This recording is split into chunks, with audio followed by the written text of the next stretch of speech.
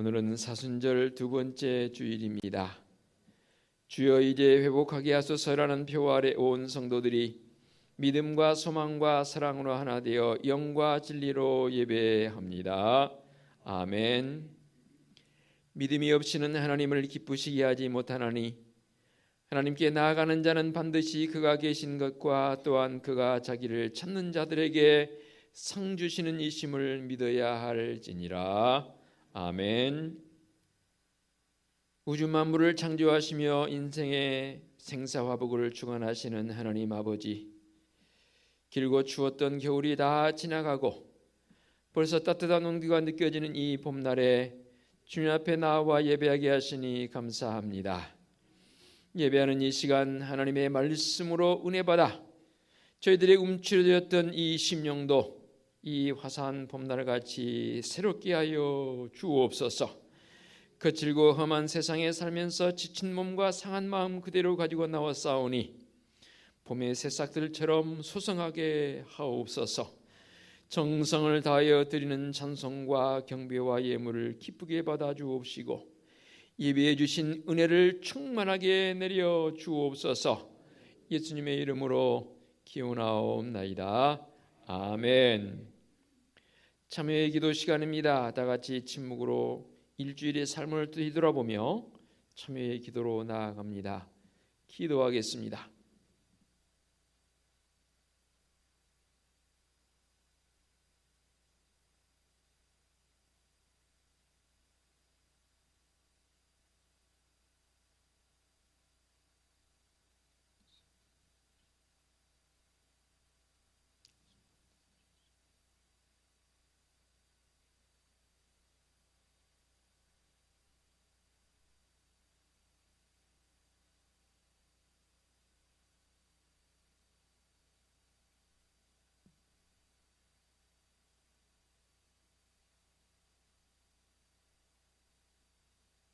사함의 확신입니다.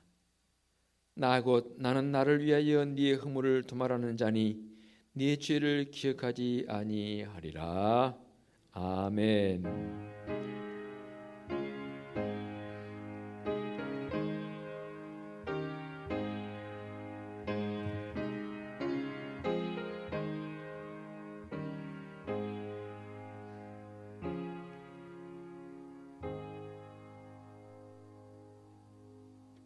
다 같이 자리에서 일어나셔서 찬송가 617장 1절을 부르며 경배와 찬양합니다.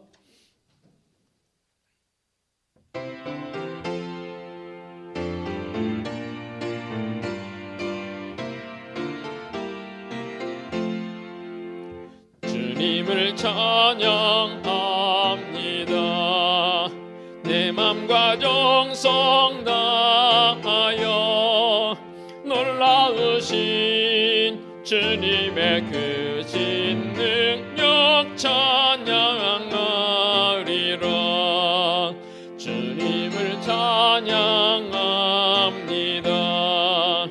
내 맘과 정성 다하여 주 안에서 언제나 기뻐하리라.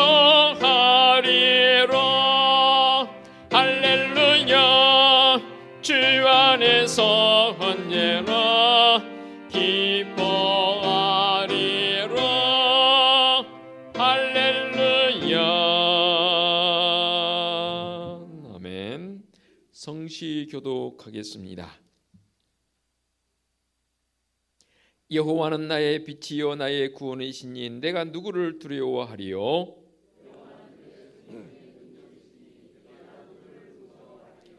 군대가 나를 대적하여 진칠지라도 내 마음이 두렵지 아니하며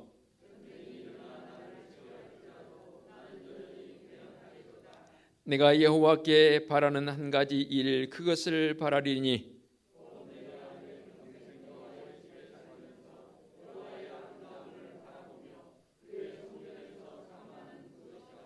여호와여 내가 소리내어 부르짖을 때에 들으소서. 또 나를 긍휼히 여기사 응답하소서. 아멘. 사도신경으로 우리의 신앙을 고백하겠습니다. 나는 전능하신 아버지 하나님 천지의 창조주를 믿습니다. 나는 그의 유일하신 아들 우리 주 예수 그리스도를 믿습니다. 그는 성령으로 잉태되어 동정녀 마리아에게서 나시고 본디오 빌라도에게 고난을 받아 십자가에 못 박혀 죽으시고 장사된 지 사흘 만에 죽은 자 가운데서 다시 살아나셨으며 하늘에 오르시어 전능하신 아버지 하나님 우편에 앉아 계시다가 거기로부터 살아있는 자와 죽은 자를 심판하러 오십니다. 나는 성령을 믿으며 거룩한 공교회와 성도의 교제와 죄를 용서받는 것과 몸의 부활과 영생을 믿습니다. 아멘. 자리에 앉으시기 바랍니다. 찬송가 19장 찬양 드립니다.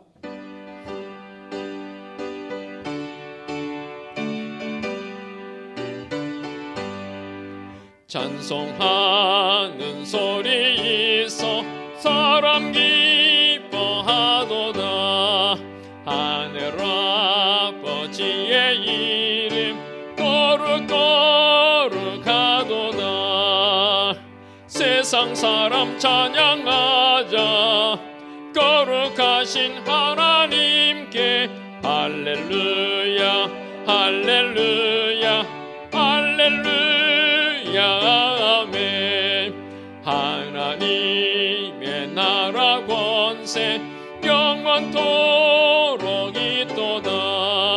하나님의 영광 나라 거룩거룩하도다. 하늘 보좌 계신 주님 세상 주관하시도다. 할렐루야 할렐루야 할렐루야 아멘. 하나님의 크신 섭리 그 뜻대로 되도다. 우리 아버지의 뜻은 거룩거룩하도다. 주여 속히 임하소서 기쁜 나를 주옵소서. 할렐루야 할렐루야 할렐루야 아멘 아멘. 오영배 장로님 기도 인도하시겠습니다.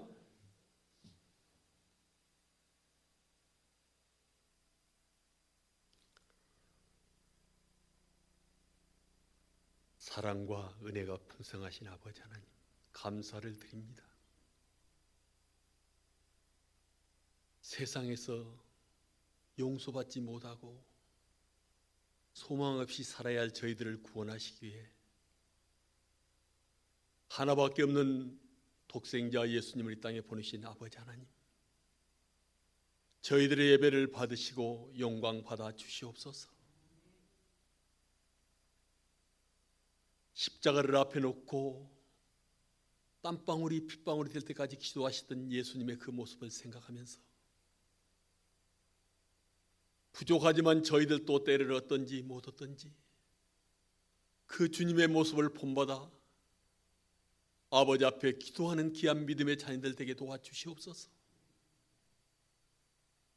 아버지 하나님, 사순절을 보내면서 저희들의 자신을 다시 한번 돌아보는 귀한 계기가 되게 도와주시옵소서. 주님이 지신 그 십자가 저희도 지고 있는지, 주님이 행하라고 했던 그 믿음 행하고 있는지 다시 한번 자신을 돌아보는 귀한 시간이 되게 도와주시옵소서. 아버지 앞에 간절히 기도합니다. 아버지께서 피로 값주고 세우신 이 귀한 은혜습 교회, 생명을 살리는 교회가 되게 도와주시옵소서. 주님의 복음만이 전파되는 교회가 되게 도와주시옵소서. 실망하고 낙심한 영혼들이 들어와 새 힘을 얻고 용기를 얻고 믿음의 자리를 들고 뛰어 기뻐하는 귀한 교회가 되게 도와주시옵소서. 아버지 하나님, 올 한 해는 우리의 믿음이 회복되게 도와주시옵소서.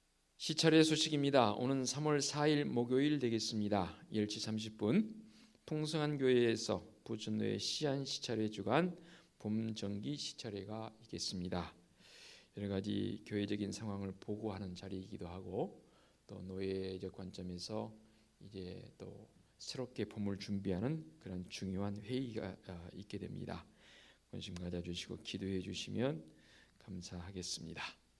자, 이제 자리에서 앉은 자리에서 뒤 옆에 계신 분은 축복하며 인사하는 시간 갖도록 하겠습니다. 영상으로 예배하는 우리 가족들은 가족들과 함께 인사하면 좋겠습니다.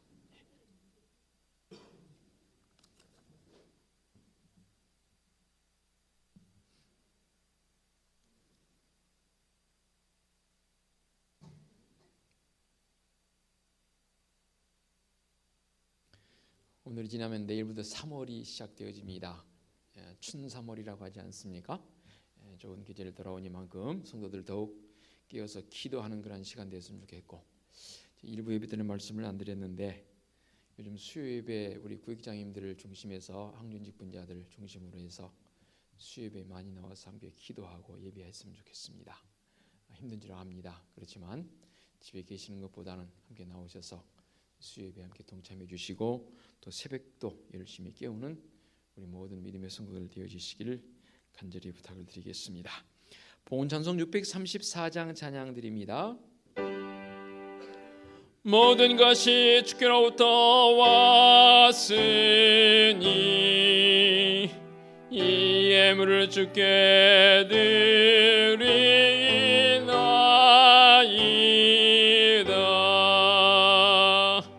아멘.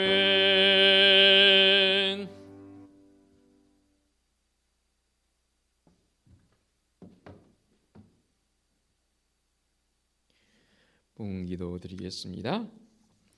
거룩하신 하나님 아버지, 사순절 두 번째 주일에 주님의 고난을 묵상하며 경건의 능력을 회복하기 원하는 성도들이 지난 한 주간도 주님과 동행하게 해주시니 감사합니다. 코로나로 인하여 힘든 시간을 보내고 있지만 그럼에도 주님 앞에 나와 예배하는 성도들 감동이 있게 하옵시고 감사의 고백이 넘치는 삶이 되게 하여 주시옵소서. 오늘도 예배하는 성도들 주님 앞에 나와 예물 봉헌합니다. 11조 예물, 감사 예물, 선교 예물, 구제 예물, 건축 예물과 함께 주일 예물도 봉헌합니다.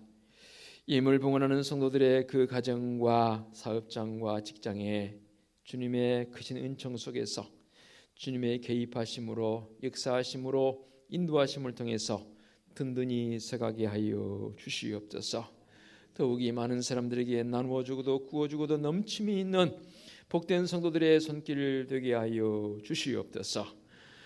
주님께서 우리 교회를 더욱 사랑해 주시고 은혜 가운데 붙들어 주시니 참으로 감사합니다.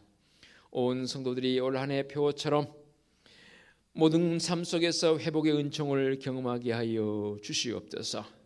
이를 위해서 하나님과의 거리를 더 좁혀가게 하옵시고 비록 비대면일지라도 성도들과의 관계에도 친밀한 관계로 나갈 수 있도록 믿음의 성도들 마음에 품고 기도하는 자들 되게 하여 주시옵소서. 더욱 사랑하는 성도들의 가정이 오직 주님으로 말미암아 가정 천국을 이루어가게 하옵시고 온 가족들이 믿음이 회복되는 귀한 역사도 있게 하여 주시옵소서. 코로나 2단계 경계 태세가 계속해서 14일까지 연장되었습니다. 그러나 그럼에도 불구하고 우리는 하나님 앞에 더욱 영적 깊이를 들어간 기도자의 모습으로 바로 서게 하옵시고 예배자의 모습으로 바로 서게 하옵시며 나아가서는 주님의 은혜와 사랑을 마음껏 증거할 수 있는 증거자의 삶이 되게 하여 주시옵소서. 날마다 새벽마다 종이 우리 교육부서를 위해 다음 세대를 위해 기도하고 있습니다. 종의 마음속에 종의 눈물에 아버지 하나님 기도 응답하여 주시옵소서.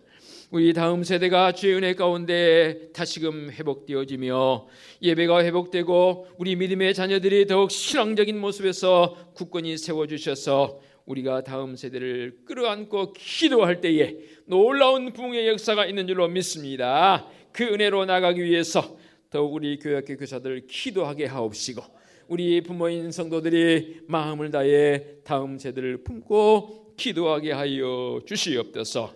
이 사순절 기간에 더욱 말씀을 많이 읽고 듣고 묵상함으로 말씀의 능력자들이 되게 하여 주옵소서. 오늘도 변함없이 주님의 전에 나와 이곳저곳에서 섬기는 손길들 많습니다. 특별히 주님의 거룩한 전을 청소하는 손길들, 또 강단을 깨끗하게 청소한 손길들, 이 강단에 이렇게 아름답게 헌화하는 믿음의 권사님의 손길, 모두가 다 주님 앞에 기쁨으로 감사로 은혜 가운데 나가는 손길들인지 믿습니다. 주님의 사랑으로 안위하여 주시옵소서. 특별히 육신의 질고를 통해서 고통 중에 있는 성도들이 싸우니 주님 어루만져 주시옵소서. 주님의 권능의 손길로, 회복의 손길로 치유하여 주시옵소서. 회복되어 할렐루야 할렐루야 찬송하며 주님 앞에 나와 기뻐하며 예배할 수 있는 믿음의 현원들 되게 하여 주시옵소서. 특별히 종이 우리 청년들을 위해 기도합니다.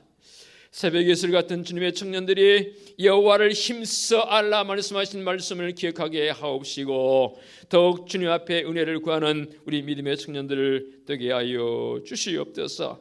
거룩하신 하나님 아버지, 우리 은혜숲교회는 하나님이 우리의 유일한 꿈이며 말씀에 감동이 있는 교회의 모습을 가지고 올 한 해 동안도 회복의 은총을 경험하는 사랑하는 성도들이요 우리 교회요 이 민족 되게 하여 주시옵소서. 우리 주님 예수 그리스도의 이름으로 기도하옵나이다. 아멘. 하나님께서 이 시간 우리에게 주신 말씀은 신약성경 마태복음 16장 1절부터 4절까지의 말씀 봉독하겠습니다. 마태복음 16장 1절부터 4절까지 말씀입니다. 바리새인과 사두개인들이 와서 예수를 시험하여 하늘로부터 오는 표적 보이기를 청하니 예수께서 대답하여 이르시되 너희가 저녁에 하늘이 붉으면 날이 좋겠다 하고 아침에 하늘이 붉고 흐리면 오늘은 날이 굳겠다 하나니 너희가 날씨는 분별할 줄 알면서 시대의 표적은 분별할 수 없느냐? 악하고 음란한 세대가 표적을 구하나 요나의 표적밖에는 보여줄 표적이 없느니라 하시고 그들을 떠나가시니라. 아멘. 기도하겠습니다. 이 시간 말씀의 자리로 우리를 불러주시니 감사합니다.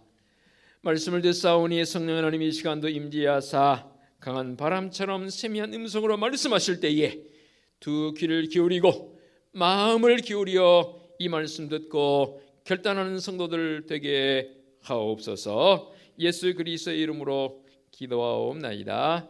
아멘. 사순절 두 번째 주일을 맞이하게 되고 연휴와는 좀 다른 사순절을 우리가 지금 보내고 있습니다. 어찌 보면 연휴의 사순절보다도 훨씬 더 고통을 또 고난을 더 직감하는 그러한 지금의 사순절 기간이라고 여겨집니다. 이때에 믿음의 성들의 그 마음 속에 또 영적 깊이를 더해가면서 바른 판단과 바른 분별이 있는 성도적 삶이 되었으면 좋겠습니다. 그래서 오늘 말씀 마태복음 16장 1절로 4절까지의 말씀을 중심해서 분별할 줄 아는 지혜를 주소서라는 기도성, 간구함이 있는 제목으로 말씀을 오늘 함께 나누기를 원합니다.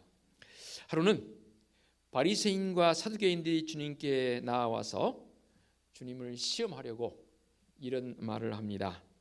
표적을 보여달라는 거예요. 2절 하반절부터 볼까요? 저녁에 하늘이 붉으면 날이 좋겠다 하는 이 말씀을 듣기에 앞서서 바리새인들이 하늘로부터 오는 표적을 보여달라라고 청을 합니다. 이렇게 청을 하는 이유는 시험하기 위한 목적이다라고 그렇게 말씀에 기록이 되어 있습니다. 그때 이 말씀을 들은 주님께서 이렇게 대답을 하지요.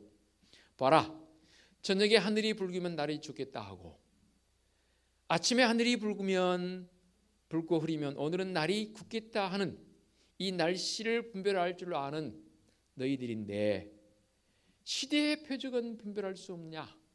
시대의 표적, 지금 바리새인과 사두개인들이 요청하는 이 표적 속에서 주님께서는 시대의 표적을 논하고 있습니다. 그러면서 악하고 음란한 세대라 말씀하십니다. 악하고 음란한 세대를 살아가고 있는 너희에게 내가 보여줄 수 있는 표적은 바로 요나의 표적밖에 없다라고 단호하게 말씀하십니다. 그러니까 바리새인과 사두개인들이 구하고 있는 표적과 주님께서 보여주시려는 표적은 완전히 다른 거죠. 바리새인과 이 사두개인들이 구하고 있는 표적적 요소는 주님께서 공생의 사역을 통해서 많은 이적을 베풀어 주셨지요. 그러지 않습니까? 참 힘들어하는 이들 주님께서 가까이 가셔서 그들과 함께 해주시기도 하고 회복과 치유로 함께 해주셨던 주님의 그 이적적인 모습, 아마도 바리새인과 사두개인들은 그 모습을 더 보기를 원했던 것 같아요. 그러나 주님께서는 그들의 마음을 간파하셨고 아셨지요. 그들이 구하고 있는 표적, 물론 이후에도 주님께서 공생의 마지막 마무리하실 때까지도 이 표적을 보여주셨습니다. 이적을 베풀어 주셨지요. 그러나 진정한 의미에서 표적, 바로 요나의 표적이라는 거예요. 이 요나의 표적은 무엇을 말하고 있습니까? 곧 주님의 고난과 부활에 대한 예고의 말씀 아니겠습니까? 시대를 분별하고 미래를 준비하라는 말씀으로 들려집니다. 오늘의 교회의 현실과 사회 상황을 바라볼 때 이 성경적인 분별력이 없는 것에 통감을 합니다. 특별히 코로나 시대를 살고 있는 이때 오늘 말씀을 통해서 믿음의 성도들은 이 시대를 잘 구별해 갈 수 있는, 분별할 수 있는 영적 깊이가 더해져가는 지혜자들이 되어지시기 바랍니다. 그러면 과연 우리가 어떤 분별력을 가져야 할까요? 가장 먼저는 영과 육을 제대로 분별할 수 있는 분별력을 가지시기 바랍니다. 이 시대는 주님도 말씀하십니다. 음란하고 악한 세대라 말했습니다. 제가 늘 여러분에게 새벽마다 강조하고 있는 표현이 뭡니까? 바로 우리 속에 있는 죄적 본질, 죄성. 이것으로 말미암아 악하고 음란한 세대를 살아가고 있는 우리에게 있어서 영적 깊이를 더해가고 또 영적 깊은 체험을 더 강화하기 위해서 노력하는 것보다는 그렇지 않음이 우리 속에 있어서 더 마음을 아프게 한다고 말입니다. 우리의 신앙생활이라는 게 도대체 무엇입니까? 우리 모든 전체가 영적인 것을 토대로 하고 있지 않습니까? 신앙의 모습이 영적인 것을 토대로 한다면 그것은 신앙이 아닌 것이지요. 나 같은 죄인을 주님의 그 십자가의 구속의 은총으로 구원해 주시고, 나 같은 것이 뭔데 성령 하나님께서 내 속에 내주하셔서 오늘도 하나님을 만날 수 있도록, 하나님을 아버지라 부를 수 있도록 영적 깊이를 더해갈 수 있는 존재로 나를 불러주셨다는 사실입니다. 그러므로 믿음의 성도들은 영적인 깊이를 더해가기 위해서 올바른 영적 체험을 위해서 더 기도하고 하나님의 은혜를 구하는 성도여야 합니다. 만일에 영적 체험이 없다면 올바른 성도가 될 수도 없고 구원의 감격이 무엇인지도 알지 못합니다. 그런데 참 이상합니다. 여러 가지 문명적 모습이 발달하고 우리 의식주의 문제가 과거에 비하면 얼마나 완벽하게 해결이 되었습니까? 그런데 이 구원의 감격은 상대적으로 사라진 듯한, 더 옅어진 듯한, 없어져 버린 듯한 그런 지금의 모습은 아닌가요? 이런 영적인 생활을 육적인 사고로 이해하려고 하는 안타까운 모습도 우리 속에 있더라고 말입니다. 그러므로 영적 깊이를 더해간다는 것, 얼마나 신비로운 모습인지 모릅니다. 우리에게 신비가 있다는 것은 영적 사고를 통해서 하나님을 만날 수 있는 은혜가 바로 세상의 그 무엇과 바꿀 수도 없고 비교할 수도 없고 찾을 수도 없는 이 영적 신비함, 그것을 간직한 자가 바로 성도 아닙니까? 그러므로 우리가 믿는 예수 그리스도, 단순히 인간적으로만 생각하면 안 됩니다. 인간적인 모습을 가지고 단순하게 접근한 사람들이 요즘 들어서 더 많이 생겨나고 있습니다. 이게 바로 소위 말해서 자유주의 신학입니다. 특별하게 말구유에서, 남들 태어나지 않는 말구유에서 태어났습니다. 예, 좋습니다. 목수로서의 평범한 삶을 살았던 주님의 모습이었습니다. 그런데 안타깝게도 허무하게도 반항 한번 해보지 못하고 십자가에 달려 그만 죽어버렸습니다. 거기에 조금 더 격상해서 사람들은 그분을 성인이라고 말하기도 합니다. 자, 이 정도의 모습으로 그쳐버린 신앙의 모습, 참으로 안타깝지요. 이런 단순함으로 생각해 볼 때에 그분을 하나님의 아들로 믿을 수 있습니까? 우리 주님께서 지셨던 십자가의 사건이 내 것이라고 여러분 고백할 수 있겠습니까? 불가능합니다. 안 됩니다. 내가 믿는 예수 그리스도, 그분이 나의 주님이라고 고백할 수 있다는 것은 조금 전에 말씀드렸습니다. 영적 신비함을 경험하는 자들이어야만 비로소 예수 그리스도가 나의 주님이라고 고백되어지더라 그 말입니다. 그러므로 영적인 분별력과 사고를 갖는 성도들 되시기 바랍니다. 영적 분별력과 영적 사고를 가진다는 게 도대체 무엇일까요? 구약의 인물 가운데에서 아브라함 우리가 익히 잘 알고 있습니다. 하나님께서 아브라함을 부르셨습니다. 너는 너의 본토 친척 아버지의 집을 떠나서 내가 너에게 지시할 땅으로 가라. 내가 늘 너와 함께하리라. 그 말씀을 의지해서 가나안으로 이주를 했습니다. 조카 롯을 데리고 갔습니다. 아브라함과 이 롯이 같이 생활했습니다. 시간이 얼마나 지났을까요? 서로의 어떠한 재산적인 부분들이 정도도 많이 생겨나고 해서 이게 다툼이 일어납니다. 그러니까 이제는 서로 분가시키려는 목적에서 아브라함이 먼저 조카 롯에게 제안을 하지요. 조카야, 네가 먼저 선택해라. 그 다음 내가 하마.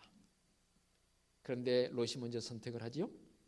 그래서 롯이 바라보니까 물도 많고요, 비옥한 땅입니다. 소돔과 고모라 땅입니다. 그 땅을 선택합니다. 아브라함은 다 양보합니다. 그리고 나머지 조금 남은 산지를 아브라함이 선택합니다. 우리 하나님께서는 그런 가운데서도 아브라함을 영적인 사람으로 성별하여 지켜주셨습니다. 그리고 나서 어떻게 되었습니까? 눈으로 보기에 비옥한 땅, 물이 흐르고 정말로 좋은 땅을 선택한 롯의 모습을 봐보시기 바랍니다. 잠시 동안은 그곳에서 그 나름대로 누리며 살았겠지요. 그런데 결국은 어떻게 되었습니까? 모든 것이 다 불타버렸고, 심지어 롯의 아내는 불타버린 그것의 미련을 버리지 못해서 뒤돌아봄을 통해서 소금 기둥이 되어버렸습니다. 그리고 롯은 겨우 부끄러운 구원을 얻습니다. 이렇게 되어진 결과가 무엇 원인을 통해서 됐습니까? 바로 영적인 부분을 간과해버린 이 롯의 최후의 결과 아닙니까? 그러나 아브라함은 조카 롯이 다 선택해버린, 그것에 다 줘버린, 그것엔 손에 쥐어진 것 같지 않은 듯한 모습이었지만 결국은 아브라함은 지금까지도 복의 통로로서 우리에게 믿음의 조상으로 전해지고 있습니다. 이처럼 우리에게 주어진 삶 속에 주어진 평강은 어떻고요? 과연 여러분들은 피스 메이커이십니까? 평화를 만들어가는 존재들입니까? 아니면 그저 평화를 누리면서만 살아가는 성도입니까? 아니면 평화를 파괴하는 자는 아닙니까? 그렇다면 내게 주신 영적 깊이를 더해가는 성도적 삶 속에서 진정한 평강은 무엇이든가요? 무엇을 통해서 내 마음에 평강이 주어지든가요? 우리의 본질은 죄성이 있어서 자기중심적일 수밖에 없고 이기적인 삶을 살 수밖에 없는 우리의 존재입니다. 자기만을 위한 육신의 생각에 깔려 있어서 절대로 평화를 추구할 수 없는 존재이더라 그 말입니다. 그런데 영적 평강을 가진 성도라야만 이 땅에서 진정한 의미에서 평강을 만들어가고 그 평화적 모습을 영향력을 끼칠 수 있는 성도적 삶이 되는 줄로 믿습니다. 영보다 육을 앞세우거나 육과 영을 분별하지 못하거나 육신적인 것, 그것을 추구하는 자들의 모습이라면 진정한 의미에서 영적 분별력을 가진 성도가 말할 수 없는 것이지요. 반대로 말한다면 오직 하나님과의 관계성 속에서 영적 깊이를 더해가는 사람, 진정한 의미에서 이 영이 나를 살리는 것이라 라고 고백하는 성도가 진짜 성도 아니겠습니까? 이렇게 우리는 분별력을 가지는데 영과 육의 부분을 바르게 구분해야 할 것이고, 다음으로는 일의 선후를 분별할 수 있는 성도였으면 좋겠습니다. 무엇이 먼저이고 무엇이 그 다음인지를 구별할 수 있는 성도적 지혜가 있어야 합니다. 우리가 살고 있는 지금의 사회적 현상을 보게 되면 여러 가지 문제로 늘 술렁대고 있습니다. 본래 사회의 구성원인 우리 개인의 모습, 개인이 이루어서 가정을 이루고 또 가정들이 이루어서 이 사회를 이루고 있습니다. 그런데 우리 인간이 죄 가운데 있다는 것은 결국 우리의 이기적인 모습, 자기중심적 모습으로 인해서 이 사회는 갈등과 알력과 불안과 공포와 충돌이 사라지지 않고 있습니다. 이러한 복잡한 문제들, 우리는 말씀의 원칙에 의해서 이것을 충분히 극복하며 승리자의 모습으로 살 수 있다, 그 말입니다. 그렇다면 이런 일들을 해결하기 위해서 성경적 원리 속에 주어지는 것, 무엇이 가장 먼저이냐, 그 말입니다. 그것은 바로 답은 하나님과의 관계입니다. 사람들은 더러 인간관계적 요소를 앞세우는 사람들이 더러 있더라고요. 인간관계 잘해야지요. 당연히 잘해야지요. 그러나 인간관계에 앞서서 먼저 해야 할 일은 하나님과의 관계입니다. 한 율법사가 주님께 나와서 주님을 시험하실 목적으로 물었지 않습니까? 영생을 논합니다. 무엇이 영생이냐라고 주님께 다시 되물었지요. 하나님 사랑하고 자기 계명 다 지켰다고 말합니다. 주님께서 분명하게 말씀하십니다. 하나님 사랑하는데요, 마음과 뜻과 힘과 정성을 다해 사랑하라 합니다. 이것이 크고 첫째 되는 계명이고, 둘째는 이와 같으니 네 이웃을 네 자신처럼, 네 몸을 사랑함처럼 사랑하라 말씀하시면서 이것이 두 번째 계명이라 했고, 이것이 율법이요 선지자의 강령이라고 말씀하십니다. 분명하게 주님께서 말씀하신 것은 그 무엇보다 우선되어야 할 일은 바로 하나님과의 관계 형성입니다. 이것이 안 되는데 평화를 어떻게 만들어가고, 이것이 안 되는데 어떻게 사람과의 관계를 만들어갈 수 있다는 말입니까? 그러므로 믿음의 성도들은 분별할 수 있는 바른 지혜를 가지시기 바랍니다. 오늘 우리의 삶이 이렇게 혼란스럽고 어지러워진 이유가 무엇이든가요? 바로 이렇게 되어진 일은 중요한 것을 놓쳐버렸기 때문입니다. 그 중요함이 무엇입니까? 하나님과의 관계입니다. 절대로 뒤바뀌어서도 안 되고 바뀔 수도 없는 문제가 하나님과의 관계입니다. 하나님과의 관계라면 세상의 그 어떤 것보다 가장 우선으로 여겨야 할 부분입니다. 그럼 여러분들은 하나님과의 관계를 어떤 모습을 통해서 가장 우선으로 여기시겠습니까? 당연히 내 마음, 생각 속에서 하나님을 염두에 두는 것이 당연하겠지요. 그렇다면 그것이 내 행동으로 옮겨지는 것은 어떻게 해야 합니까? 가만히 보니까 생각 속에서는 하나님을 가장 먼저 구한다고 하는데 실제 행동하는 모습을 보니까 그게 아닐 때가 참 많아요.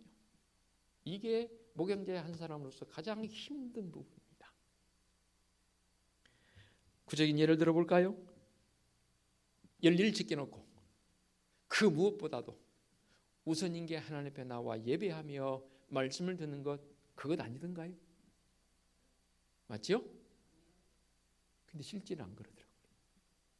1년 52주 가운데 내 생각대로 내 판단대로 해버린 주일은 몇 번이나 되나요? 갑자기 모처럼 만에 만난 사람 하필이면 주일날 만나자고 하네. 그래, 내가 일부 예배 드리고 갈게.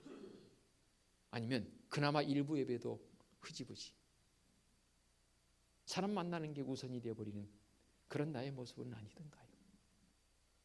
지난 목요일날 총회 세계선교회에서 주관하는 선교 세미나에 제가 다녀왔습니다. 대전신학대학에서 있었는데요, 3번의 강의가 있었는데 그 강의를 맡은 목사님들의 이구동성 그 주장이 뭐냐면, 하나님 앞에 나와 예배하는 이 예배의 모습의 흐려짐, 그것을 강조하더라고요. 그 흐려짐은 무엇을 강조했냐면, 지금 영상으로 비대면 예배로 드리는 것, 사실은 이게 임시 방편이거든요. 그렇죠? 그런데 머지않아 이게 고정화돼 버릴 가능성이 있다는 거예요. 그러면서 그런 예를 들더라고요.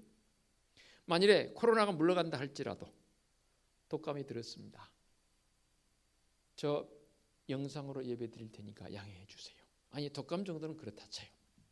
자기의 사적인 볼일을 위해서 제가 영상으로 예배 드릴 테니까 양해해 주세요 라고 대체해 버릴 가능성이 많다는 거예요. 그리고 그 강사분들이 덧붙인 이야기 가운데 이겁니다. 예배도 예배이지만 선교적 사명이 우리에게 사라지고 있다는 거예요. 선교를 하니까 뭐 해외에 나가서 선교사님들처럼 하는 그 선교, 그것만 선교가 아니고 국내를 전도라고 말하면 국내도 선교적 사명을 가진 성도들의 모습으로 살자라고 우리가 가르쳐야 한다는 거예요. 선교적 사명이 무엇입니까? 예수 그리스도가 나의 주님이시고 그 예수 그리스도를 통한 구원의 감격과 함께 하나님의 나라를 확장해 가고 영혼 살리는 그 일에 대해서 언제부터인가 우리는 자꾸만 핑계를 대기 시작했습니다. 언론에서 교회를 향해서 자꾸만 부정적인 언론 보도가 일어납니다. 또 실제로 목회자들 내지는 성도들 가운데에서는 그런 언론 보도를 등에 입고 나가서 전도해도 전도 안 되는데 뭐 전도 주신들 너나 믿으세요 하고 오히려 버리고 발로 밟고 가는 그런 현상들을 보면 속이 가슴 아프니까 마음 아프니까 전하면 뭐해. 예수 믿으세요. 너나 믿어라. 요즘 교회를 향한 부정적인 반응이 너무너무 심해서 그것을 핑계 삼아서 선교하지 못하고 있는, 전도하지 못하고 있는, 사실 이것이 더 우리에게는 가슴 아픈 일 아닙니까? 라고 그 세미나를 통해서 강조를 하더라고요. 공감합니다. 예배적인 모습이요, 나가서 주님의 은혜와 사랑을 나누고자 하는 그 전도적 사명, 선교적 사명이 지금 우리에게 상실되고 있습니다. 아니, 상실돼 버린 것 같아요. 이 얼마나 가슴 아픈 현실인지 모릅니다. 그러므로 믿음의 성도들은 무엇을 먼저 해야 하는지에 대해서 바르게 분별할 수 있는 성도적 삶이 있어야 합니다. 한 가지 더요. 믿음의 성도들은 바르게 분별해 가는데 본질적인 것과 비본질적인 것을 바로 분별하시기 바랍니다. 묻겠습니다. 육체의 건강이 본질입니까? 그렇습니까? 밖에 나가면 다 건강하세요, 건강하세요 인사 그것뿐이더라고요. 예, 건강해야 일도 하지요. 그렇다면 제가 여러분에게 반문하고 싶어요. 사람들 보기에 장애를 앓고 살아가는 사람들의 모습은 그럼 어떻게 설명하시겠습니까? 유명한 헬렌 켈러 같은 사람, 과거에 많은 시를 지어서 우리에게 찬송도 되었던 성명이 시인과 같은 그런 모습, 그런 분들은 어떻게 설명하시겠습니까? 육신이 건강한 것, 예, 좋죠. 감사할 일이죠. 그러나 그보다 우선되어질 본질적인 요소를 놓치지 말자는 거죠. 즉 내 마음에 담고 있는, 내 마음에 품고 있는 이것, 그것이 무엇인가요? 성령의 내주하심, 하나님의 임재하심, 그것이 더 중요하지 않나요? 이렇게 설명하고 싶어요. 내 바디, 이 육신은 그 하나님의 임재, 하나님을 담고 있는 그릇에 불과한 것이죠. 밥을 먹습니다. 그릇이 더 중요합니까? 그릇 안에 들어있는 그 먹을거리가 더 중요합니까? 무엇이 더 중요하나요? 왜 먹을거리 더 중요해요? 그릇이 중요하지 않아요. 그릇은 질그릇이도 돼요. 왕이니까 금으로 만든 그릇에 밥을 담아서 먹을 수 있어요. 그러나 그릇이 중요한 게 아니고 그 그릇 속에 담겨있는 내용물이 더 중요한 거예요. 내 육신이란 이 그릇에 담겨있는 성령의 내주하심, 그 하나님의 임재하심이 더 중요한 것 아닌가요? 지식이 더 중요한가요? 지혜가 더 중요한가요? 당연히 지혜가 더 중요하지요. 지식이 많다고 해서 꼭 지혜로운 건 아니더라고요. 그렇죠? 또 바꿔서 말한다면 지식이 좀 얕다고 해서 지혜롭지 않은 것도 아니더라고요. 그렇죠? 지식은 지혜적 관점에서 바라봤을 때 지혜로운 사람은 지식을 사용하는, 지식은 잠시 사용되어지는 도구에 불과한 거예요. 그런데 세상은 지식을 쌓기를 원해요. 지혜를 구하지 않아요. 아니, 잘 몰라요. 그러나 감사하게도 우리는 본질이 무엇인지를 말씀을 통해서 바리새인과 사두개인들을 향해서 본질이 무엇인지를 깨달으라는 거예요. 지혜를 구하라는 거예요. 지혜의 근원은 어디라고요? 하나님입니다. 그 하나님을 간직하라는 겁니다. 그래서 지혜 없는 자가 되지 말고 지혜 있는 자가 되라는 거예요. 우리가 진심으로 주님의 은혜를 구하는 자들이라면 주님의 은혜의 가장 중요한 본질이 무엇인가요? 바로 하나님을 사랑하는 그 사랑의 마음 아니던가요? 우리가 진정으로 사랑할 만한 것이 무엇입니까? 육체입니까? 지식입니까? 아니면 재물입니까? 어떤 환경을 여러분들은 원하고 계십니까? 하나님의 사랑이 바로 우리에게 주어진 최고의 본질 아니던가요? 하나님의 사랑으로 남을 용서할 수 있으십니까? 주님의 위로하심, 그것을 통해서 나의 쓰라린 과거를 다 잊어버릴 수 있습니까? 아니, 신미상담가를 만나지 않을지라도 내가 주님의 은혜를 경험한 자로서 주님의 은혜 만족합니다, 주님의 은혜 만족합니다는 그것을 통해서 온전히 치유되어지고 회복되어진 주님의 사랑을 경험한 자의 모습, 그 모습이면 되는 것 아니겠습니까? 예, 이제 하나님의 사랑이 됐으니 좋습니다, 됐습니다, 감사합니다라는 믿음의 고백이 있는 성도, 이 사람은 하나님의 사람으로서 자신의 삶을 신비롭게 여깁니다. 세상 사람들도 신비로운 거 좋아해요. 그런데 그들이 추구하는 신비는요, 우리가 추구하는 신비와 달라요. 이상해요. 뭐 신비로운, 사람을 속이는 마술이나 트릭을 사람들은 신비롭게 여겨요. 심지어는 악한 영이 나타나서 속이는데 그것을 신비롭게 사람들은 생각해.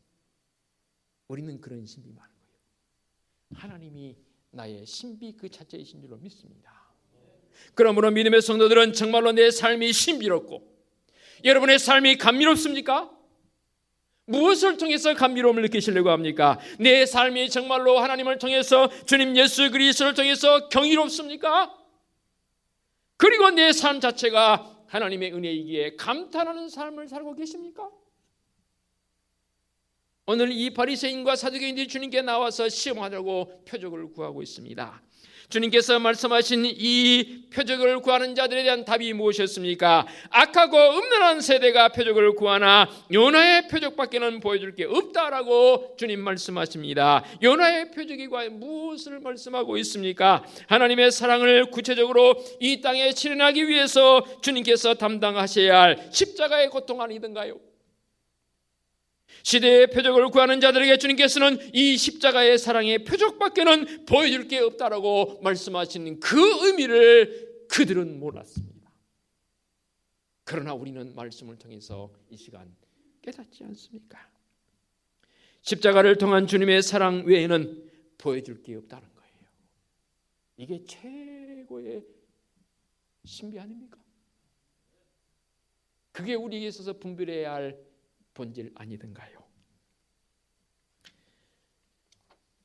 사랑하는 성도 여러분, 정의가 실체되어지고 많은 사람들이 아픔을 당하고 있는 이 시대에 하나님의 정의가 구현되고 평화가 실현되고 자유가 강물처럼, 정의가 강물처럼 흘러넘치기를 원한다면 오늘 이 시간 요나의 표적이 무엇인지를 바로 깨닫는 성도이기를 원합니다. 기도하겠습니다. 하나님 아버지, 어쩌면 우리의 모습은 바리새인 사두개인들처럼 주님께 다른 표적을 구하고 있는 것은 아닌지요. 우리 주님 말씀하십니다. 보여줄 표적은 요나의 표적밖에 없다고 하십니다. 주님, 이 힘든 시대를 살아가는 성도들 바른 분별력을 받게 하여 주시옵소서. 바른 분별력으로 영적 깊이를 돼가는 성도적 삶이 되게 하여 주시옵소서. 예수 그리스도의 이름으로 기도하옵나이다. 아멘. 길단 찬송 288장 찬양 드립니다.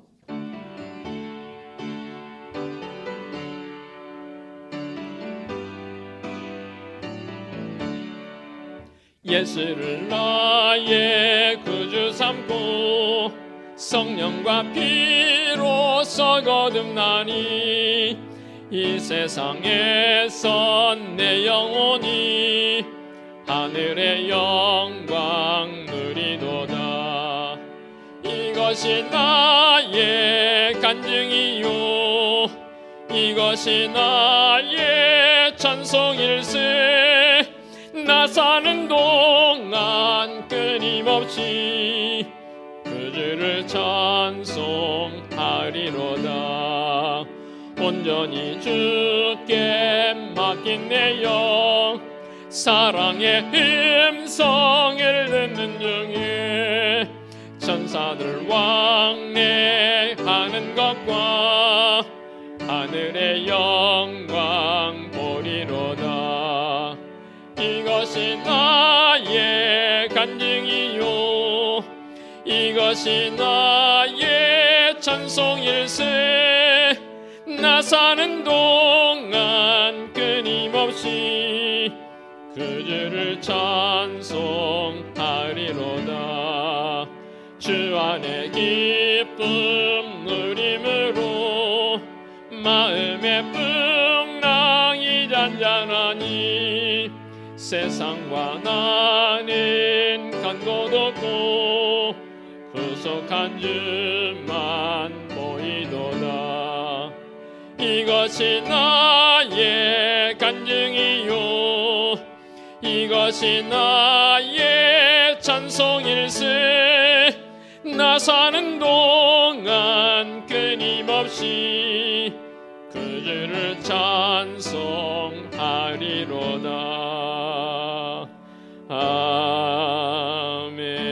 아멘. 오늘의 위탁의 말씀입니다.